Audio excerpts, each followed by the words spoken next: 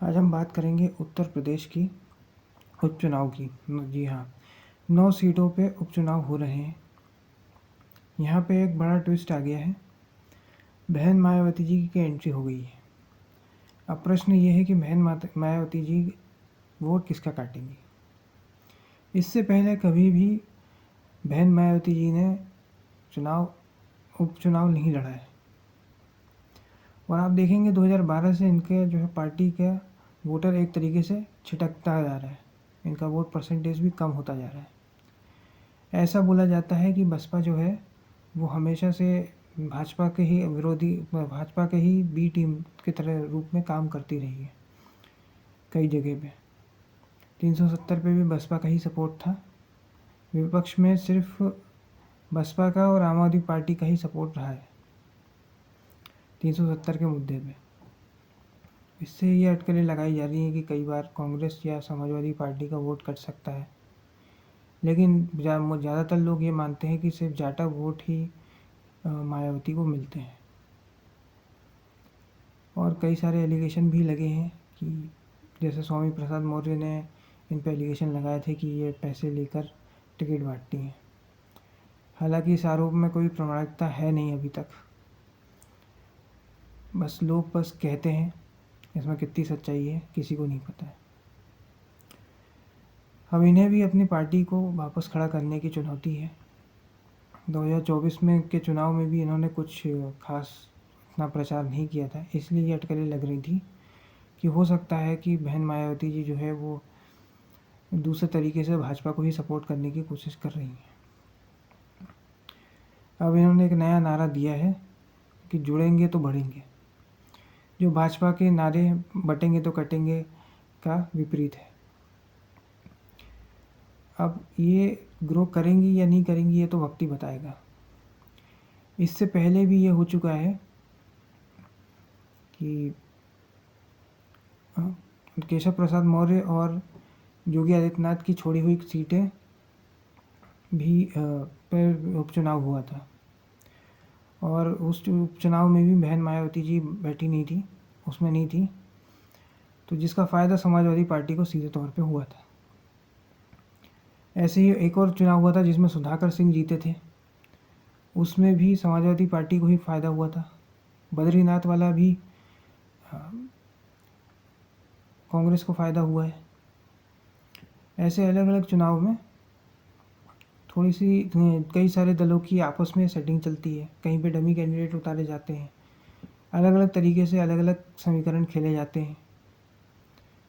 एक ही तरीके से चुनाव नहीं जीते जाते हैं कि सीधे लड़ लिए और जो जीत गए। आप तो जानते हो कि विधानसभा में 5,000 वोट बहुत ज़्यादा मैटर करते हैं।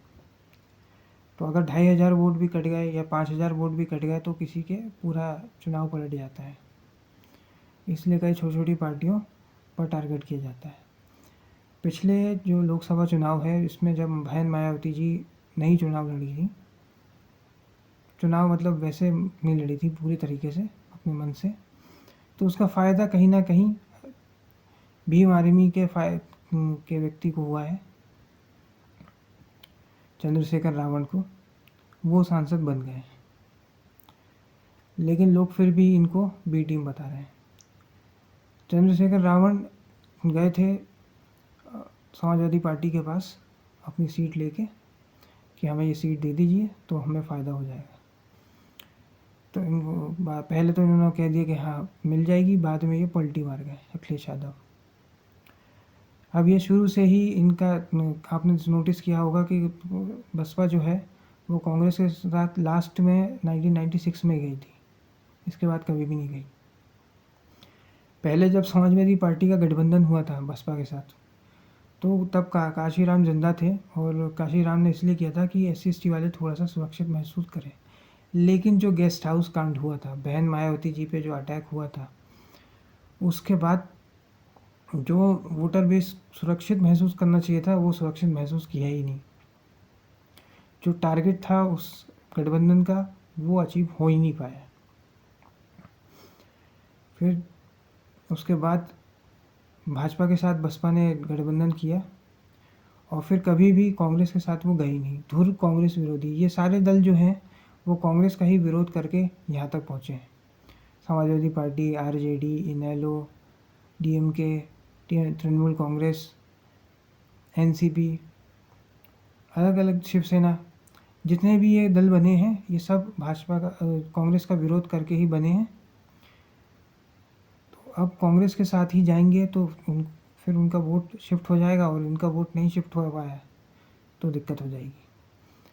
तो ये कई लोग बोलते हैं कि जो लोकसभा चुनाव था उसमें SC/ST वोट जो है वो समाजवादी पार्टी और कांग्रेस के साथ गया है, क्योंकि एक नैरेटिव को चलाया गया था कि रिजर्वेशन चले जाएगा, और 400 पार इसलिए चाहिए क्योंकि संविधान बदल कर रिजर्वेशन ही ख़त्म कर देंगे, जिसको हाथों हाथ लिया गया जनता के द्वारा, और 37 सीटें जीतने में कामयाब हो गई समाजवादी पार्टी, और 6 सीटें निकाली कांग्रेस ने।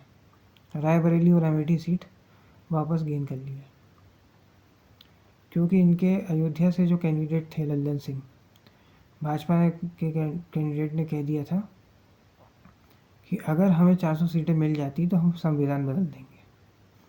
तो वहाँ पे जनता के बीच में परसेप्शन यही गया कि आरक्षण ख़त्म हो जाएगा। अब सामान्य वर्ग का जो वोटर है वो तो आप जानते ही हो कि भाजपा को ही वोट डालेगा, चाहे कुछ भी हो जाए। ओबीसी के लिए ये करते हैं कि किसी एक नेता को खड़ा कर देते हैं तो कुछ स्कीम्स चला देते हैं और उसमें इनको वोट मिल जाते हैं। ज़्यादातर भाजपा जो है अब SC/ST और माइनॉरिटी पर ही फोकस करती है। महाराष्ट्र में भी अगर आप देखेंगे तो मदरसे की टीचर्स की जो सैलरी है वो 3 गुना बढ़ा दी गई है।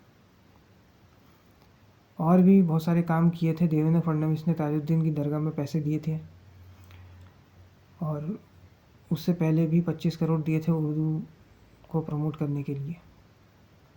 हालांकि मराठी मानुष की राजनीति करते हैं, ऐसा ही यूपी में भी करते हैं। मदरसा डिजिटाइजेशन के लिए भी पैसा देते हैं और दूसरी चीज़ों में भी पैसे देते हैं। तो इस तरह से एक तरफ भाजपा चाहेगी कि वो उपचुनाव सारे के सारे जीत जाए और वो एक अपर एज हो मिले उसको, और लोकसभा के डिबेकल से वो बाहर आ जाए। बहन मायावती जी के लिए ये एक सर्वाइवल का सवाल है, क्योंकि पार्टी थोड़ी सी हाशिए पे जा चुकी है 2012 के बाद से। समाजवादी पार्टी तो हो सकता है कि वो ज़्यादा खुश हो, क्योंकि 37 सीटें जीती थी, तो हो सकता है जीत जाए। कांग्रेस का ये है कि पहले तो वो बहुत ज़्यादा कॉन्फिडेंस में थी, उसका रिवाइवल हो गया, ऐसा उसको लग रहा था 99 सीटें जीत गए। उसके बाद हरियाणा में डिबेकल हो गया, जहाँ पे उसको लगा कि अब उसके वापसी थोड़ी सी मुश्किल है। कई लोग तो ये भी कह रहे थे कि हरियाणा में जीतने के बाद ये केंद्र की सरकार ही गिर जाएगी, लेकिन ऐसा हो नहीं सका, क्योंकि कांग्रेस की तरह भाजपा काम नहीं करती। भाजपा कई बार फीडबैक लेती है और उसके बाद काम करती है। आपको याद होगा कि हरियाणा के जो इलेक्शन की डेट थी उसे बदला गया था। पहले 1 अक्टूबर को हो रहा था और वो 5 अक्टूबर को शिफ्ट करवाया गया था। ऐसे गुरुग्राम की कई सोसाइटीज़ थी जहाँ पे पोलिंग बूथ लगाए गए थे। तो आप सोचिए कार्यकर्ता के लेवल पे, बूथ स्तर पे भाजपा किस प्रकार का काम करती है। हालांकि संगठन में यहाँ पर भी तालमेल यूपी में देखने को कम मिल रहा है। कभी इनके उप मुख्यमंत्री बार बार दिल्ली जा रहे हैं, कभी भूपेंद्र चौधरी जो अध्यक्ष हैं वो खुद का ही चुनाव हार जाते हैं, कभी इनके साथी दल निषाद पार्टी के और अनुप्रिया पटेल कुछ ना कुछ अनर्गल बयानबाजी करते हैं आरक्षण को लेकर, रिक्त पदों के ऊपर। कभी इनके ही साथ वाले ओम प्रकाश राजभर योगी आदित्यनाथ पे सवाल उठा देते हैं कि लोकसभा में ये क्यों अच्छी सफलता ले पाए। तो ये उपचुनाव भी सेमीफाइनल ही होगा 2027 के पहले का। यदि ये उपचुनाव नहीं जीत पाती, यहाँ पे सुपड़ा साफ हो जाता है भाजपा का, तो फिर भाजपा को एक बार फिर से अपनी लीडरशिप पे विचार करनी पड़ेगी, क्योंकि सरकार में और संगठन में थोड़ा सा तालमेल की कमी है। इनके उप मुख्यमंत्री खुद सरकार में रहकर ये कह देते हैं कि सरकार से बड़ा संगठन होता है, तो फिर आप सरकार में क्यों? बातों में कॉन्ट्रडिक्शन बहुत सारा है।